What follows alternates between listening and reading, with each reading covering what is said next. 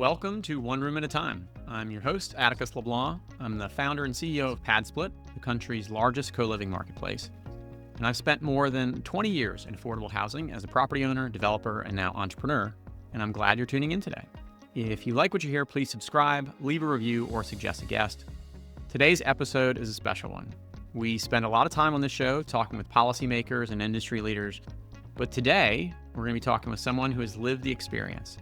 Azubuike Akunne is an entrepreneur and community builder. He's the founder of NeuBite, a platform expanding food access through SNAP-enabled retail and vending solutions, and AveNeu, a nonprofit focused on community health and economic development.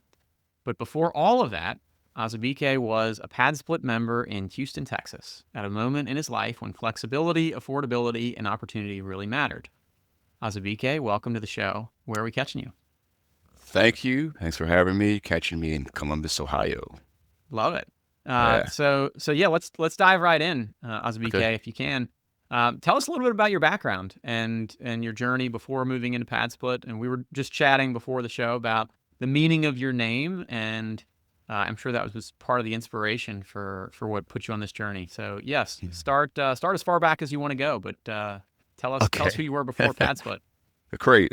We can start with the meaning of the name. So Azubuike is an Igbo name from the West. Igbo is a tribe from West Africa, more precisely Nigeria.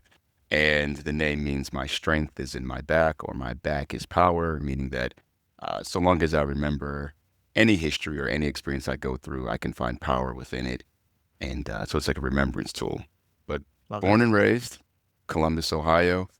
Um, Went to school out here, grade school or elementary, middle school, high school, and even did college at The Ohio State University, where I studied human nutrition. And after I studied human nutrition at Ohio State, I just kind of spread my wings a little bit more and started doing a lot of traveling, mostly international traveling, and a lot of it utilizing a bicycle.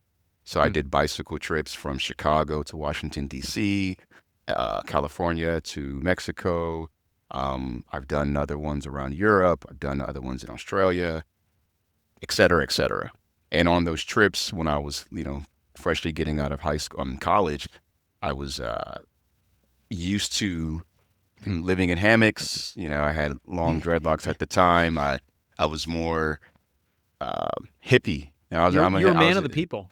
man of the people. Yeah, yeah. I was a man of the people, and just moving around, living with different people, trying different things out, experimenting with life. And I think it came from my dad mentioned something to me when I was younger, maybe graduated college. He said something to me, and I think he was trying to make like a really strong point, but I was pretty crafty. He said, you can either do all that traveling stuff now, or you can wait and do it later when you're going to have more money. And I was like, I'll take now. Yeah. I'll take now. Yeah. And I really took that and ran with it. And, fast forwarding a lot through those travels, I ended up living in Houston, Texas when I got done with traveling and wanted to transition more into like professional life. And I was working at a transportation technology company in Houston, and it was a great time. I love Texas. I'm not there right now, but Texas is a really great state. And my lease for my downtown apartment had come to expire, and I didn't know where I wanted to go to next. So a friend of mine, a really good friend of mine, she recommended PadSplit because she was a traveling nurse at the time. So she knew about all the different platforms that someone can utilize to find housing. And that's how I got into PadSplit I love it. years ago. Yeah. Love it. Yeah. I know there are, I think, a couple points in this conversation where we're gonna recognize some strange intersections between you and I, Azubuike, but Okay. you've covered two of them. The first is PadSplit. The second is after college, I also rode a bicycle across the country from New Haven to San Francisco. So we Wow. in common as well. I don't remember sleeping in hammocks much. I certainly didn't have dreadlocks, although I did have curly hair. Hmm. Uh, I just have less of it now.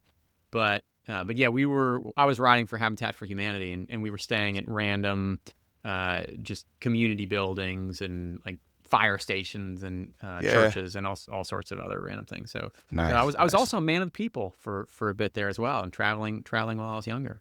Good person to Uh, be.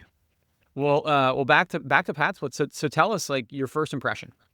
I know it can feel pretty different depending on where you're coming from. Certainly, it's different than traditional housing and what most people experience of getting a lease on an apartment or anything like that. So, what stood out to you right away when you moved in or as you went through the experience?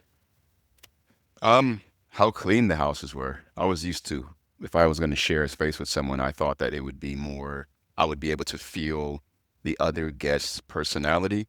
But I loved in the past split, the first one that I stayed in, the host, they set it up where it lacked character in the general spaces, which Mm, allowed you as a person to kind of bring your own character in there with the obligation that you take it back to your room when you're finished. And so got that it. was kind of cool because you don't feel like any space is off the premises for you. You can just interact with everywhere in the space. So I think that was like the really cool part because I came from, like I said, shared living hostel wise and Hmm. what do they call it? Couch surfing, all that kind of stuff. Sure. So you're literally just walking into somebody else's space and also I think the biggest thing, and we'll talk about it later probably, is with PadSplit, when you sign up, you're already coming in with expectations about yourself and about the space as far as rules go. So I had the expectation in the same rules as the next person does, and then the next person does, and the next person does. And we're not here traveling, we're here for work. So everyone comes in there on, I believe, their best behavior. So I was excited to be around mature people who decided to share a space. I love that. Yeah, I mean, one of the things that I've talked about relative to this is I'm not a naturally clean person, although something like 90+% of our residents say that they are clean and tidy. I don't think that's true.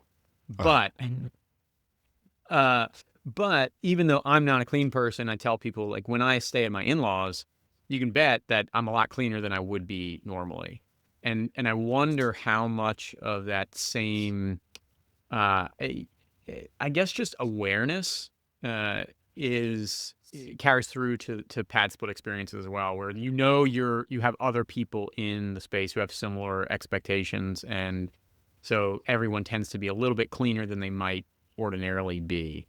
right. Was that your experience as well, or Definitely, especially in the common areas. yeah, The second passport I stayed didn't know there was one guy that was yeah, he just you know it only takes one. it only Um, takes one. Yeah, Yeah, I mean, I'd say it's one of the hardest things that we struggle with is cleanliness overall, and just different people have different ways of living and different expectations, and it's a struggle to kind of get people from different walks of life and different backgrounds and preferences to work together copacetically. Usually it works though, as yeah, you're a living testament.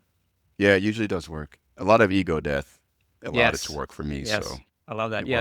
worked. Yeah. Leon Orange, who was a PadSplit owner occupant who was on the podcast earlier, said a lot about he didn't use the word ego death, but he talked about it a lot. It's like, look, yeah, I own the place, but either I'm going to pick up the piece of trash that I see on the floor or I'm just going to leave it and wait around for somebody else to do it. And the best way you can set an example is by leading from the front and just doing the things that you ordinarily wouldn't expect to do because in his case, he knew that he was on a path to a better future, Yeah. uh, and didn't want to let those things get in his way.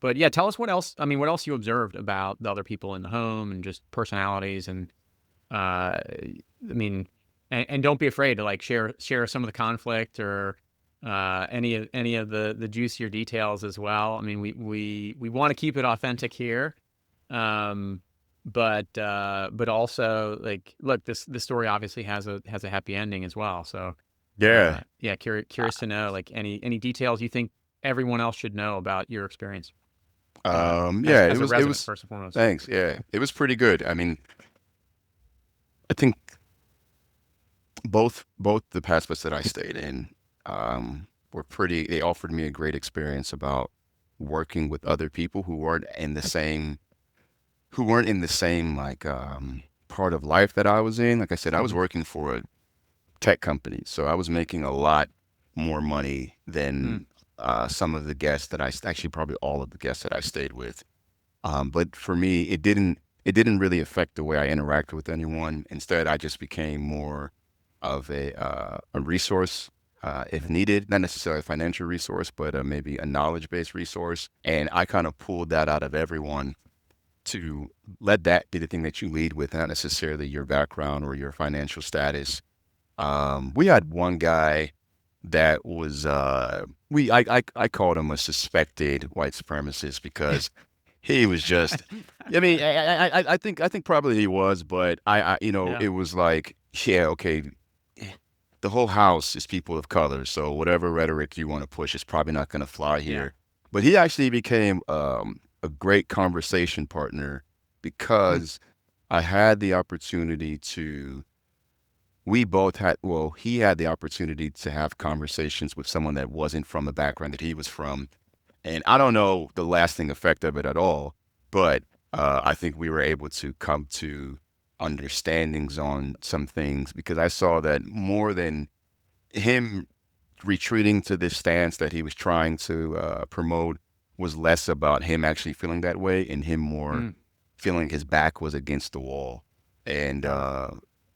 I think the cool part was allowing him to get his back away from the wall so he Sure. can actually so he can, utilize the space for what he needed to use it for. I think he actually ended up getting kicked out of the past split because he had a weapon, uh, or they suspected him of having a weapon. Like this guy was like really suspect. You didn't. Yeah. He's just everything about him was suspect. But I found him to be interesting because so often on television, news, media, we find that people that we don't agree with, we don't necessarily have to spend too much time interacting with. If I don't agree with you, I can Yeah. unfollow you. I can go to the next YouTube video. I can change the channel from whatever I'm watching or whatever. But if you have kind of created this idea about how you're supposed to be in the world, and now you have to be confronted with that every single day from people who don't look like you and some who do look like you and don't agree with you, then I feel like it gives you the opportunity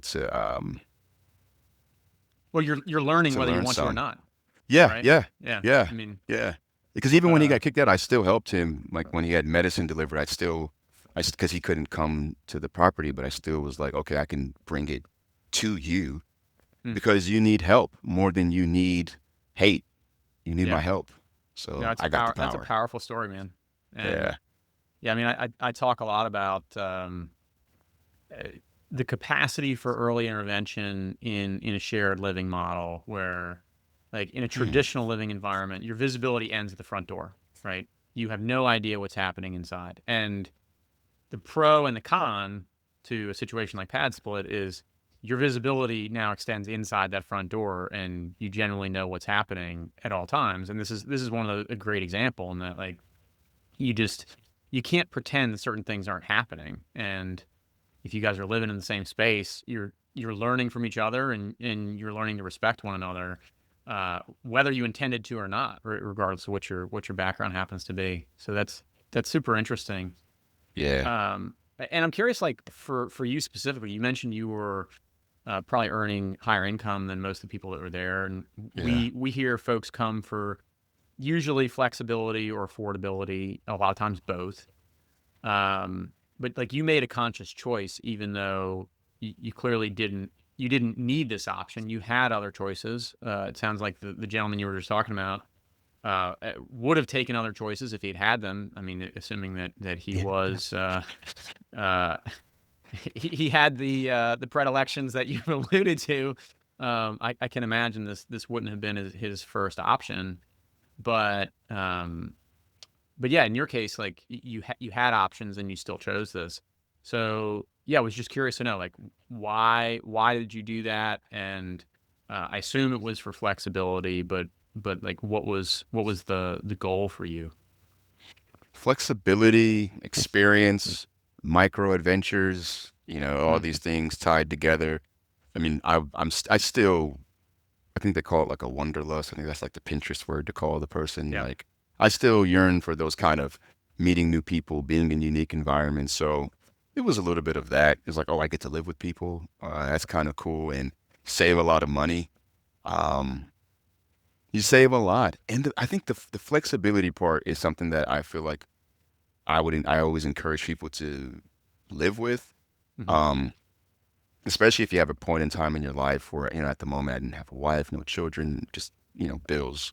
And it's like, why not be flexible now? Why not be able to Yep. try out different things as I'm still young? So it was more about just being open to flexibility. Sure. Yeah. Well, I mean, I talked to anyone who listen at least about, look, there are trade-offs. Like the trade-offs are real, and that this is not going to be some Shangri-La. And I find that most of our residents and our hosts, to a large degree, like there is a goal. There is a goal in mind, and there's some reason that you were doing this, or you were making the sacrifice to live with other people now because you anticipate that you are saving money, or I don't often hear the micro adventures or just doing it for the learning aspect. But everybody's on some kind of journey, and you clearly had goals in mind. So tell us a little bit. Like you said, you were saving money. Like what were you doing, or what were you planning to do with those savings, and what was the next step that you were angling towards? Yeah. I actually remember now what I was doing in that time. I think I was gonna throw an art exhibition. I was making metal sculptures using like a plasma CNC machine at a maker space Hmm. in Houston. So I was planning to throw an exhibition because I had this grand idea, as I usually do, that I would sell the artwork for profit and be able to live off the artwork. That didn't happen, although the event happened, and multiple other artistic events happened, but I've never yet been able to make a living off of artwork Did your in dad that have any manner. advice about that, Azubuike? I didn't tell him. I didn't tell him that one. He was just so happy to see me being able to make things. I don't know. I definitely don't think he would agree with thinking about making that a career. Yeah, I think he would think it's an output, but sure. something that can funds one's lifestyle. I learned that art is a very, very competitive space. That's what I Hmm. learned. Yeah. Um, but I mean, were you making art before that, or this was kind of like you were leveraging whether it was your free time or your dollars to go into that little Yeah, adventure of art making? that's what it was. I'm always been artistic my whole life, but I never had the opportunity to fully dive into it with resources. So Hmm. outside of a sketch pad, so this was like my first time being able to go to the steel yard, buy I forget what they call them now, buy sheets of steel and Hmm. being able to take them to a CNC machine, cut them out, and then weld them back together, and then paint them. Like all the whole process became very involved for me, so That's and I cool. loved it.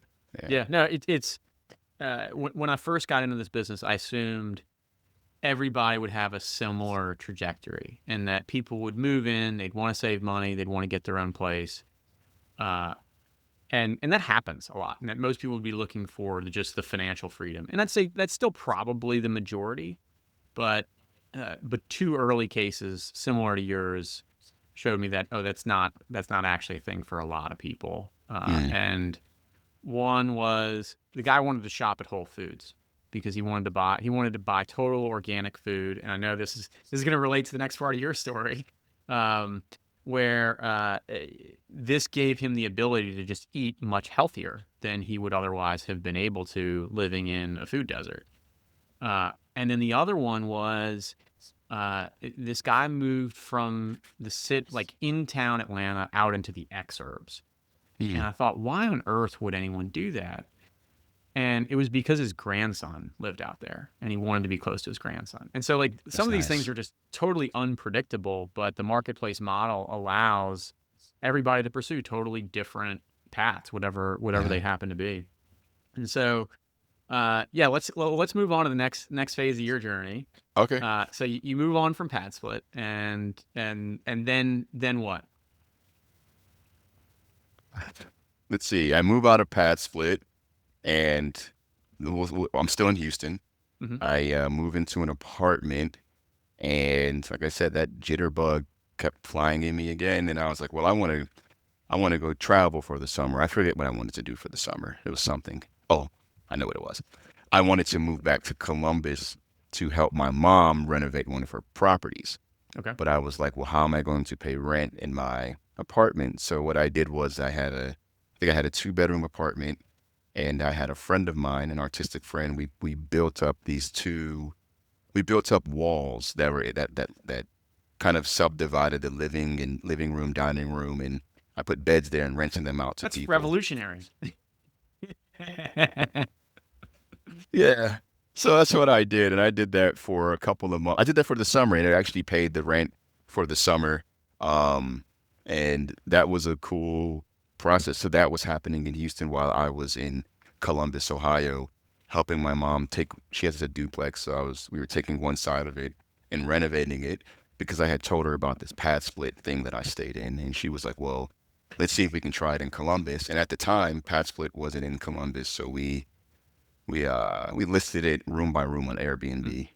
okay. Yeah. Before we go entirely to that, I want to get back to this healthy eating thing because Okay. um, there I think you missed a part that I want to get to because it's one of the other intersections between us. Uh, you move into entrepreneurship, right? Yeah. Before, or at least somewhere on this journey. I'm not exactly sure where, but uh, talk us through your jump. I guess it wasn't even really a jump. I mean, you had already kind of started a de facto pad split in Houston, Yeah. but then you move into actual business creation aside from that, and that Yeah. was that NeuBite first? NeuBite. Yeah. Okay, yeah. So So so talk to us about NeuBite. yeah. Interesting enough, NeuBite conceptually, like the idea of food access, I've had it since 2015 because I was in Chicago and I was selling fruits and vegetables out of a cargo bicycle for a graduate school program. It was a project that I was doing. And I had moved to Germany and then renamed it NeuBite because Neu, N-E-U is how you say new in Mhm. German. So after like playing around with the idea for almost a decade, I was my girlfriend at the time, now my wife. She saw a postcard on my wall that was like, "Do something with NeuBite," and she asked me, "Well, what is that?" And I was just like, and I had to explain it to her, and she was like, "Well, you should just give it a try again." So I sat and thought about what way I can help expand food access. And I had thought about many different ways. Like in the past, I prototyped meal kits, selling those at farmers markets that accepted SNAP EBT. And I did that for a season and it was cool. But I just really thought about what is a way to provide access to food. And the one idea that kept coming to me were grocery stores. But Mhm. grocery stores are really capital intensive, and we'll talk about that soon. Uh, and then I thought about vending machines because you can place these anywhere, and vending machines today aren't what they used to be with that Sure. 10, 20 years ago. And this is evident in the farmer's fridge vending machines you see at airports all over the country where they're selling salads. So I thought, what if we enabled vending machines to be able to process SNAP EBT payments? And the first thing I did, I immediately went to a lawyer to see if it was even legal, and they gave me the green light. And then I spent the next, I think we're on 3 years now, trying to figure out the technology portion of it. Because I didn't have the confidence in myself to build out the technology from scratch. So I just kept trying to piece it together and pay people to do this and do that. And that's why it's taking me this long because it's such an involved process. Um, but we look to launch soon. Like we're going through our last regulatory phases with the USDA now to be able to give us the green light of approval. So that's like 3 years in the making. So Amazing. I'm pretty excited about that. But the goal of the company is two. There's two goals to it. Or one is to expand food access to urban communities or rural communities, being able to take these vending machines and think of them as food lockers and place them all around the country, especially in areas where people already receive SNAP EBT benefits. I think it would really help answer that problem about where I can get something healthy um, Yeah. with my money or my resources. And then the second one is the business side of it, vending machine operators looking for ways to increase their revenue. Obviously now they can tie into a new monetary stream, because before it was credit card, debit card, cash. Now they can add Snap EBT, et cetera, et cetera. So, I like I love said, that. I studied human nutrition. So that aspect about health in a holistic way has always been a part of my journey. And uh, you may or may not know this. I saw a post from you on LinkedIn a couple years ago about, Hmm. and I think it was for NeuBite, where you won a $10,000 grant for I an ideas did. competition.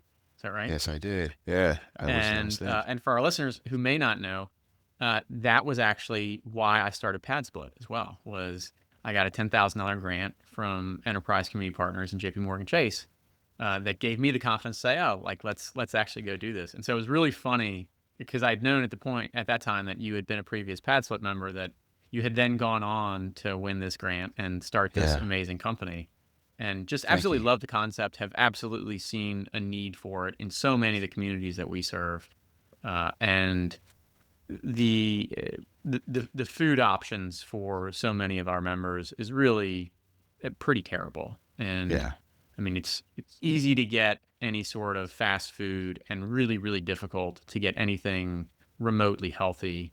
And we wonder why we have some of the health problems that we do in our mhm. country. And so I think it's really impactful work, and really important, and wish you the best. And Thank you. any way that we can help, please let us know. Is there anything that our audience should also know about NeuBite before we move on to the next topic? It's yeah, the audience might be thinking vending machines that they only sell bad food items, and like I said, it's we have to look up the new updated idea about what a vending machine could be, and like I said, we're looking forward to launching this year, 2026, and hope to really affect change in the food landscape of Love America. that. Love that. We'll keep this in mind. And so you launched NeuBite in Columbus, is that right? Or you had moved back to Columbus at that point, or were you in Houston still? I was in Columbus. Yeah, I was back in Columbus. Yeah. Okay. And so you moved back to Columbus. You're helping your mother with the duplex, which you had Yes. been renting by the room on Airbnb. And Right. tell us how that goes, or what the struggles are, like why your mom needs help. Well, she and like me at the time, we didn't know anything about renovating properties. That was my dad's thing. And we just didn't have a good idea about what we were doing. So we were getting, jerked around by contractors and whatnot. Um, but when we got when we got it on Airbnb, it started at least putting income into her, her business income, helping her out in so many ways. And then we did that for about a year, I think, in that property, or maybe a year and a half. And then the unit next door, the long-term tenant decided to leave. So I was like, why don't we actually try to use this side for pad split? And that's when I reached out to someone on your team, or maybe even you, I forget. And we were like, well, let's give it a try. And now we have a pad split there. So the Love half it. the property is Airbnb, and the other half is pad split. I should use that past tense because we're actually renovating the Airbnb side again, and we're gonna hopefully turn the entire building into a pad split. Oh heck yeah! Yeah, Now I yeah, really love this AB story. yeah. so so uh, in the world of marketing or technology and business, we always talk about A/B test. Sounds like you've got a great A/B test here between renting by the room on Airbnb versus pad split. I actually don't Yeah. know the answer to this question, so I'm going Okay. I'm going in the dark here. But yeah, compare the models, and like tell us, because I get the question all the time, like, well, what's really the difference between PadSplit and Airbnb? The point that resonates most is, well, if you were to look at a nightly rate, ours is about $26 a night, and that's when they say, oh, okay, this is obviously different. Yeah. But yeah, tell us, and so many people want to know, what is the difference between PadSplit and Airbnb if you've been running two parts of the same house on different platforms. Yeah. So if it's by the room, technically our Airbnb pricing is the same by night. You're Okay. gonna make that $25, $26 per night. The biggest difference is your occupancy rate. So with Airbnb, you're gonna get a lot of people that disqualify themselves in so many ways. Like, can I bring a dog? No. Mm, Can I smoke inside? You already know the answer. So there's so much of that that's happening in there. And then usually in Columbus, Ohio, we get really brutal winters, but Hmm. really nice summers. And Airbnb during the winter, you'll see it dive like Mm. really down because no one's going to move up here during the winter time. But on PadSplit, it stays pretty consistent because people are utilizing, or I realized this past winter, people utilize the PadSplit as a place to keep warm until the weather breaks. So like Mm. a lot of the people that we had move in before winter, they're actually now starting to move out. Mm. So it's quite interesting to see that in real time. It's kind of cool to know that we're giving people shelter through the roughest season of the year. Um, but the big one for me personally, because my mother, she's not, I don't want to say she's aging, she's in her 60s, and I But look at, we're all aging. It's right, okay. right, right. So I'm looking at her and thinking about stress and thinking Sure. about, any extra stress is time away from joyfulness. And the stress of Airbnb guests is out of this world because, and I'll just be blunt, because Yeah. the entitlement is just ripe with Mm. entitlement. And it's like you're paying. Now, I'm not saying if you're paying a little bit of money, you shouldn't have access to great things. But I think that the Airbnb model, it prides itself on talking about services and don't get a hotel room, get an Airbnb, be with your family. So everyone is Yeah. bought into this marketing aspect of Airbnb being this kind of luxury, staying in someone else's house for a cheaper price. And I realize some of the guests feel like someone's going to come up behind them and clean everything for them. Hmm. So that has been like a really big issue. And a lot of times too, we're getting people that are going through bouts of drug use or depression or mental health crisis that we don't find so much on PadSplit. Now, this is not to mean that people on PadSplit don't do drugs and don't have Sure. mental health problems, but I think that the initial process of becoming a guest on PadSplit, it weeds out nefarious behavior at the beginning. Hmm. That doesn't mean that someone can't Sure. behave however they want in the long term, but if you're going through a process where you're submitting ID, you're submitting job history, you're submitting um, the kind of car you drive, et Yeah. We're doing cetera, a et background cetera. check. Like, yeah. Yeah, a little background check. All of these things compound to let the person know I don't want to go in here and mess around because Yeah. these people are serious. Whereas on Airbnb, take a selfie, we'll have you. Got And it. that's the biggest thing. That's Yeah. so interesting. I've never heard that before. But I mean, I know. I mean, and it's good to hear. We try to do our best to set and manage expectations. And I mean, we talked about this a little bit earlier, right? Like that we want to help you get to whatever the next point is on your journey. And if you're on fixed income or you have a low income ceiling, like this is probably going to be the place where you live potentially for the rest of your life. And All the right. first resident I ever rented a room to is still in the same room 17 years later. Actually, she was one of the first Wow. three. Um, but and that's real for 25% of every group of people who moves in. I've never really thought about that as a relative comparison. That just the managing expectations around, look, you need to be comfortable living with other people, and we want to make sure your experience is good, but this is a sacrifice, quote unquote, that you're making by living Yeah. with other people, and there has to be a lot of intentionality behind it. And I never really thought about that as a benefit to our host until you just said that. Yeah.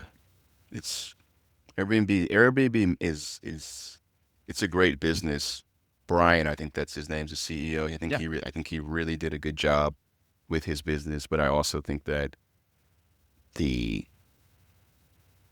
let's say the American public or the American, it's the whole world that has it now. The world has now become like hotel managers. And Mm. and it's a very delicate thing to become a hotel manager. Yeah. Well, I mean, a quick sidebar here too. I mean, we have 9% of our population moves in directly from unsheltered homelessness, right? Which is a lot Wow. higher than what most people think. And that's in spite of 83% of those people having full-time employment. So like, let that sink in for anyone who's listening who doesn't know. Like, you will come into contact, regardless of where you are in the country, with people throughout the course of your day, whether it's the cashier at your grocery store, the TSA agent at the airport. the security guard at whatever establishment you happen to be at, and like you are going to come into contact with people who are homeless and you have no idea that they are actually struggling with homelessness. But what I'll find is that person is super grateful and will get a comment like, "Oh, well, you saved my life. Like PadSplit saved my life on day 7."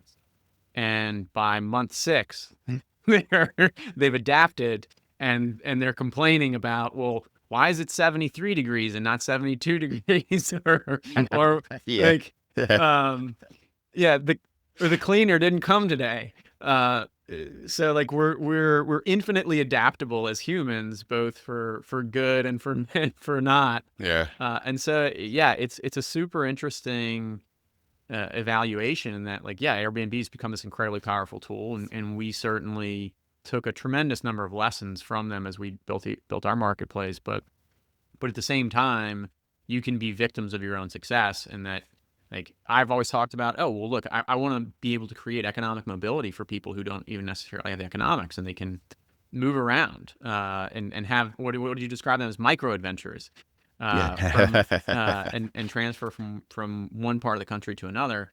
But at the same time, like, then those expectations increase over time, and that makes it harder on hosts as well. So yeah, super interesting. But I guess the moral of this particular story is you're turning that second unit into a PadSplit, Oh yeah. which I love to hear.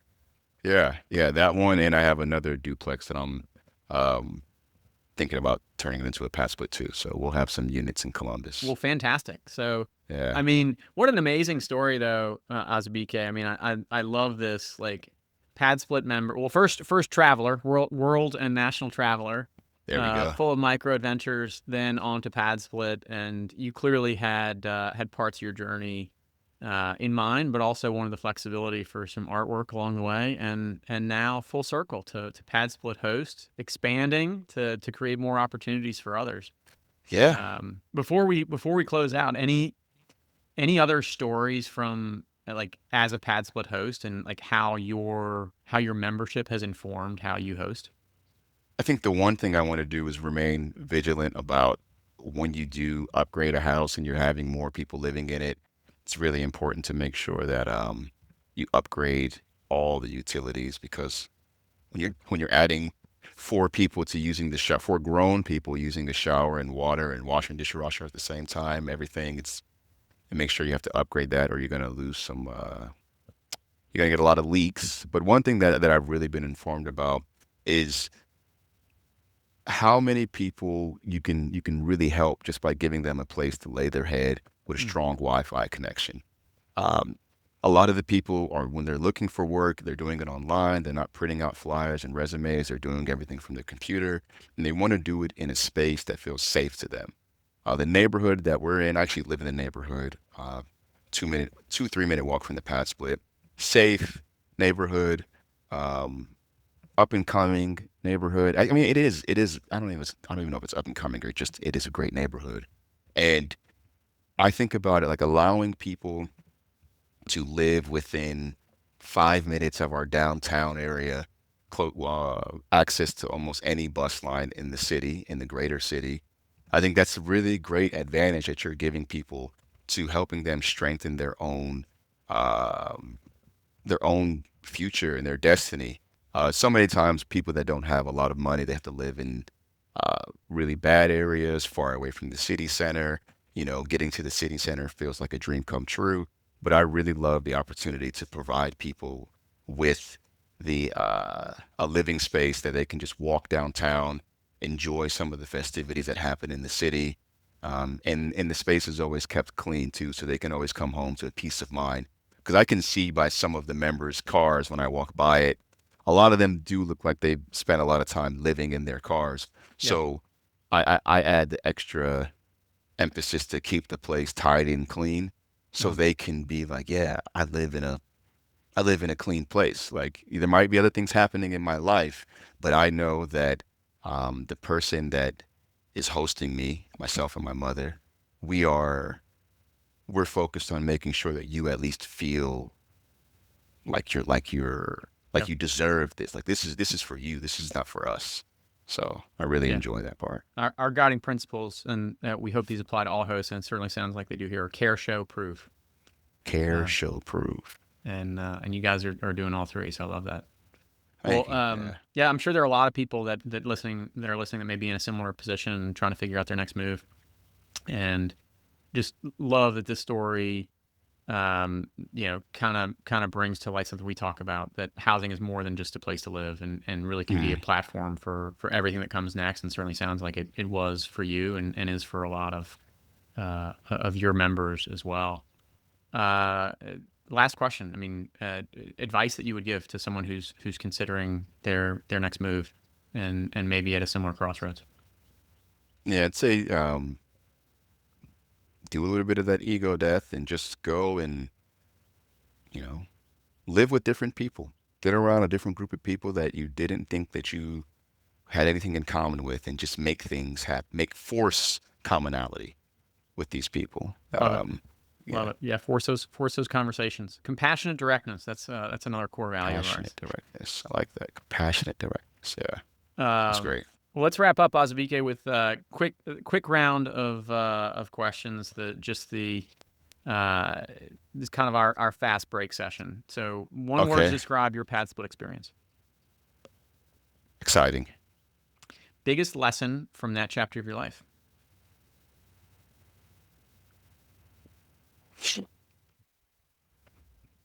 So, don't hang up. Okay, that's a good one. What motivates you today?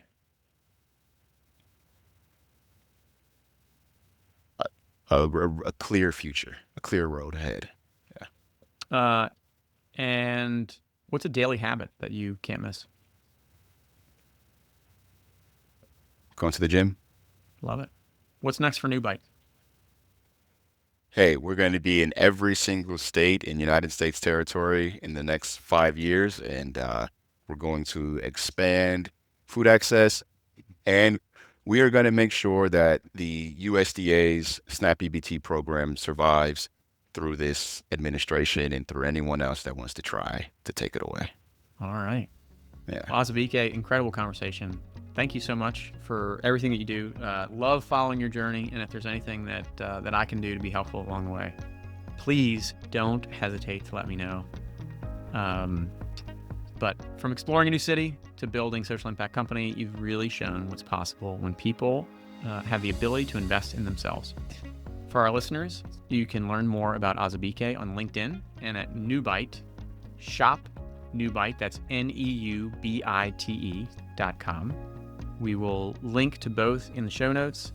And if you're interested in becoming a PadSplit member or a PadSplit host, or both, you can visit padsplit.com to learn more. If you enjoyed this episode of One Room at a Time, don't forget to subscribe or leave a review. And thank you to everyone for listening.